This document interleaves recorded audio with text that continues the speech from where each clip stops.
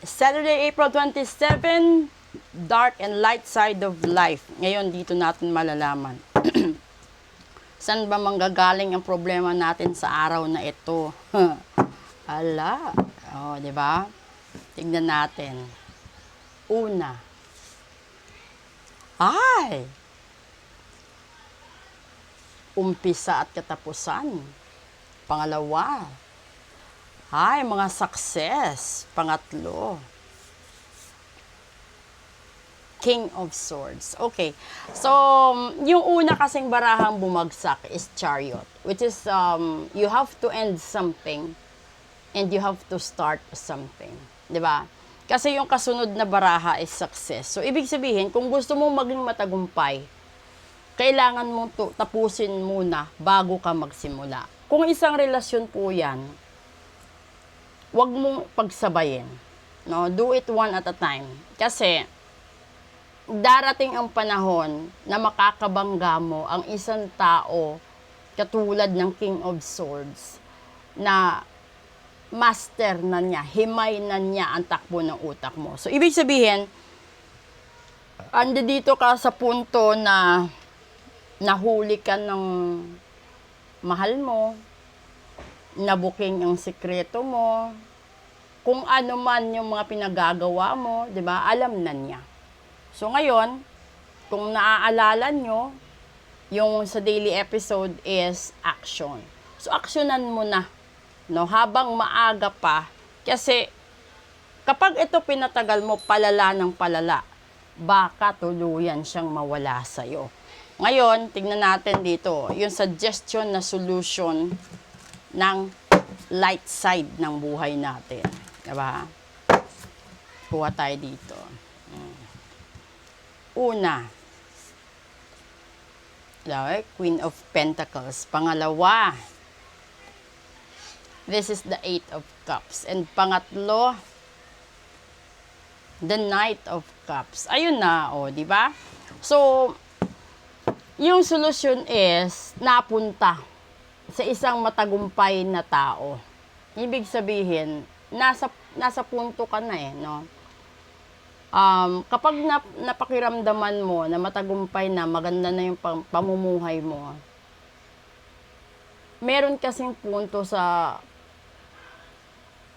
journey natin na meron kang binabalikan or meron kang pinanghihinayangan. Diba? Which is the abandonment card. This is the Eight of Cups. Ito yung punto na nakadepende kung ano yung ginawa mo sa buhay mo, di ba? Kung meron kang tao na pinabayaan dati, tapos nagtagumpay ka, and then naalala mo siya bigla, kasi yung dulo is the Knight of Cups. Ibig sabihin nun, tulungan mo, bigyan mo, or kahit papaano, balikan mo at magpasalamat ka. Ando doon yung espiritu ng pagtanaw ng utang na loob at pagpapasalamat. Ito din yung hinahangad ko doon sa mga tao na hindi nakatapos sa ritual nila. Kasi, kaya kayo hindi natupad 100% dahil hindi rin kayo 100% dedicated sa pinagawa ninyo. So, ganito yun.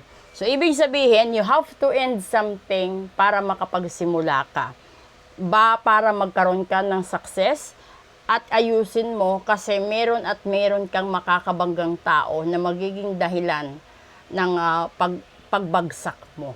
Okay? So, kung ito naman ay sa isang relasyon, kung sanay ka manloko ng tao, meron at meron kang makakabangga na hindi na i-epekto ang mga strategies mo sa buhay.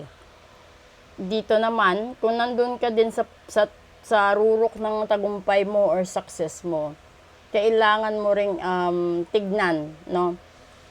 Kung yung mga tao bang nandyan sa paligid mo ngayon, yan ba yung mga taong tinalikuran ka at inabandona ka noon, or yan ba yung mga taong pinagkakautangan mo ng loob?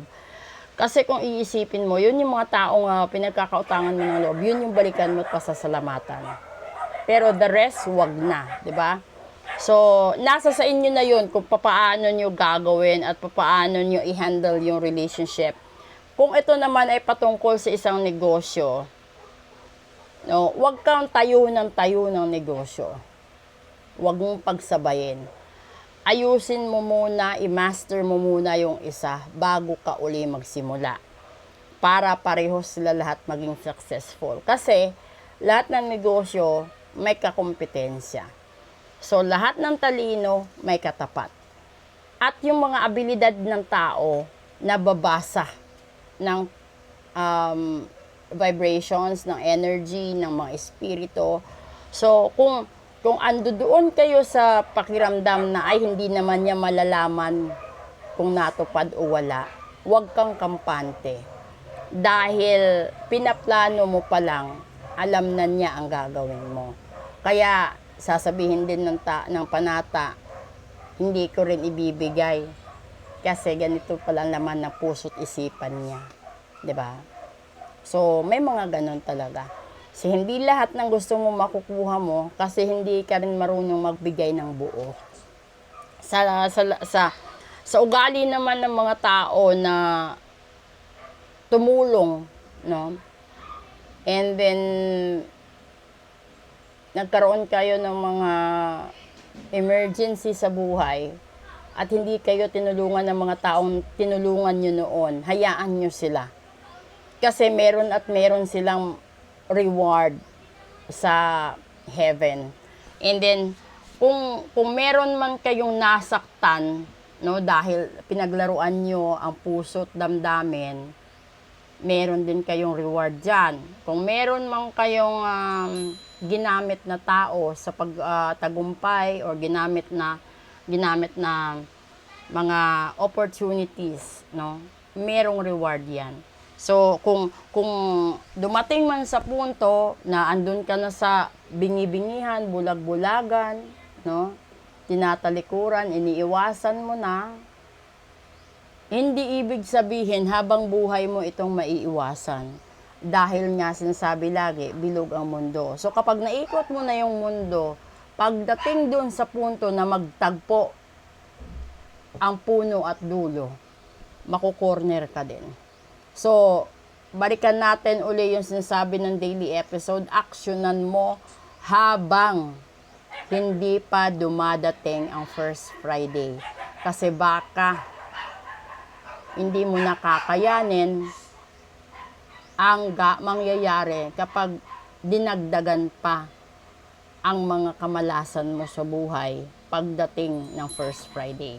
So, doon naman sa mga taong gumawa ng kabutihan, sige-sige lang, gawa lang kayo ng kabutihan.